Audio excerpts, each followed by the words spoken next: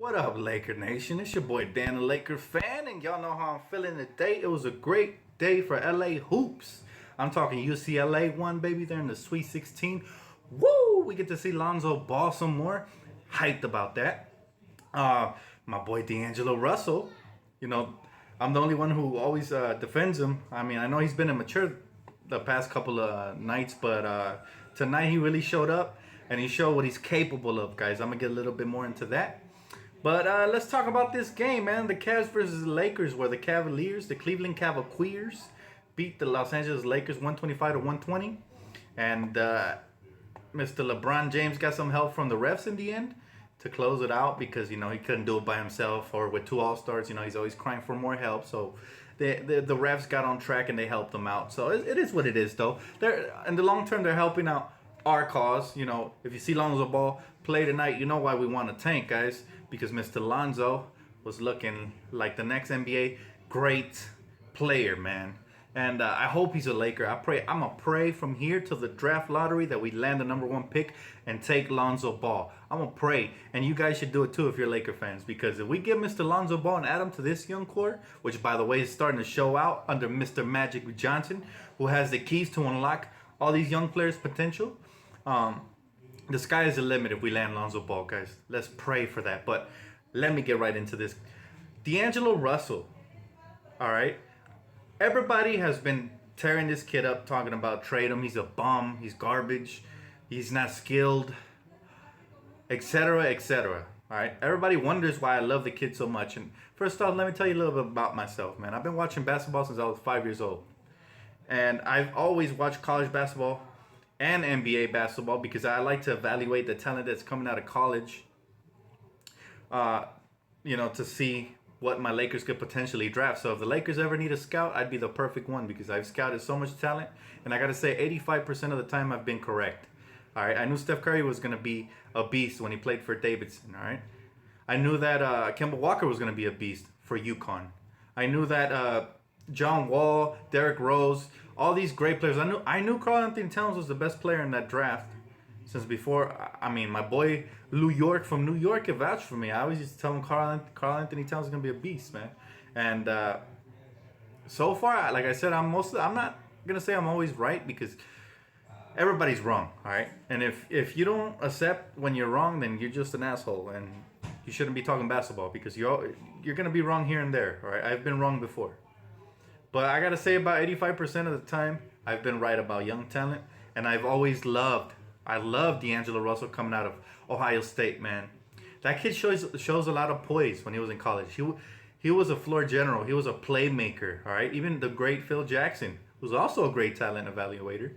He's coached greats like Kobe. He's coached greats like Michael Jordan, and now Kristaps Porzingis. He knows talent, and he said he would have drafted D'Angelo Russell even over Porzingis if they had our pick. All right? Now let me tell you why this is a crucial comment by Mr. Phil and why I've always loved Mr. D'Angelo Russell. Because this kid is a true leader, man. It's only a matter of time before he realizes his potential. I'm sorry, let me close the window because my dog is getting noisy. All right. It's only a matter of time before this guy realizes his potential and when his maturity catches up to his skill set. And I've been saying this a lot. You can go back into the old videos.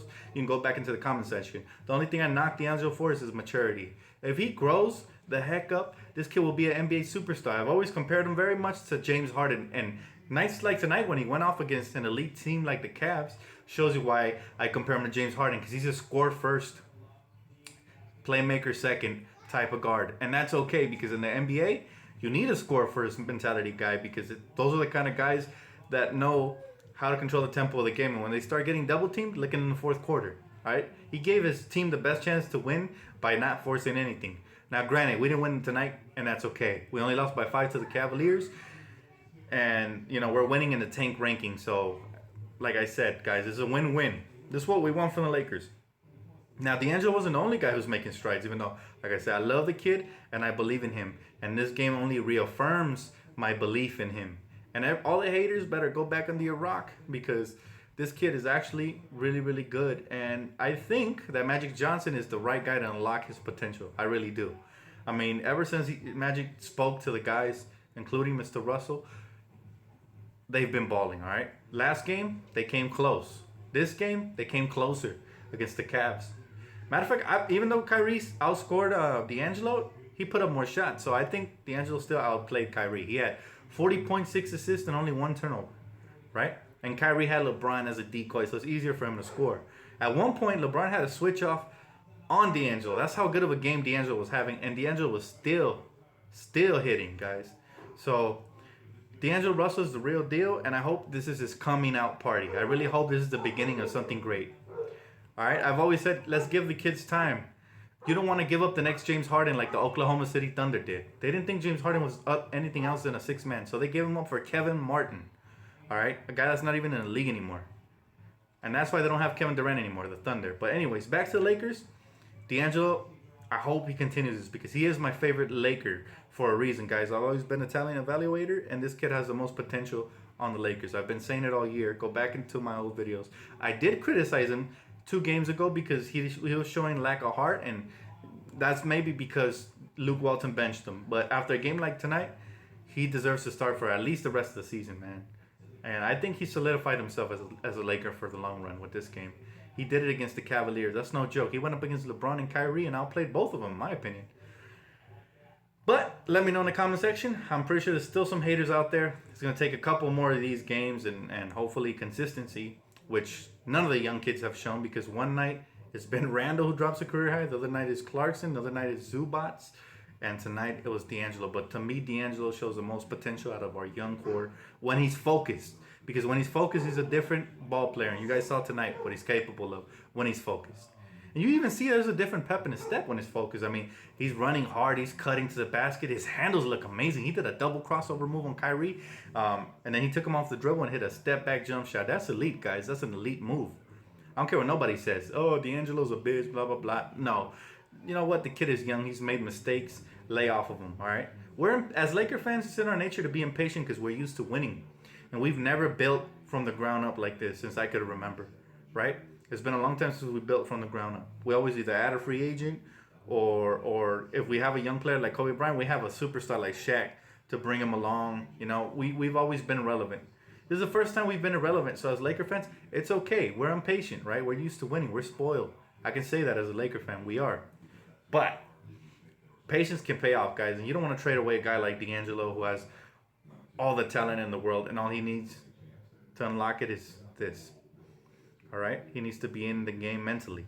If he's in the game mentally, I've seen what this kid can do. We even saw flashes of it his rookie season when he went off against, granted, the Brooklyn Nets, but he also went off against the Sacramento Kings. He went off against a bunch of good teams too. He had I think his first career game was against the Spurs. He had 26. So D'Angelo has the potential for sure to be the next great. All right.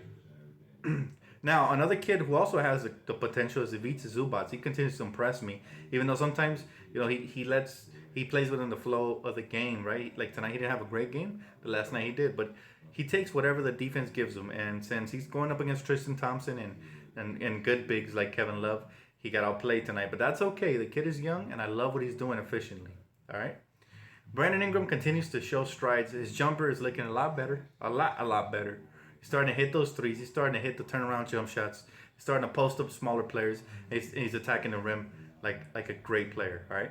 And it's only going to improve as he adds more mass and muscle to his body and as he gets more athletic and more conditioning. Remember, this rookie season, rookies are getting their feet wet. So it takes them at least a season or two. By the third season, you start seeing what they can become. Just like Jordan Clarkson, who's been the most probably efficient Laker this year for us, all right? But I'm so happy, guys. It was a great night for LA Hoops. We lost, but this is what we want to see from the Lakers. We want to see them compete, all right?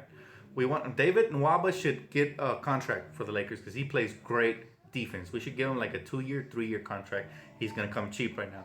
Like I said, defenders always have value. I've said that in videos prior to this, and he should be on the Lakers for a couple of years. I think he solidified himself already.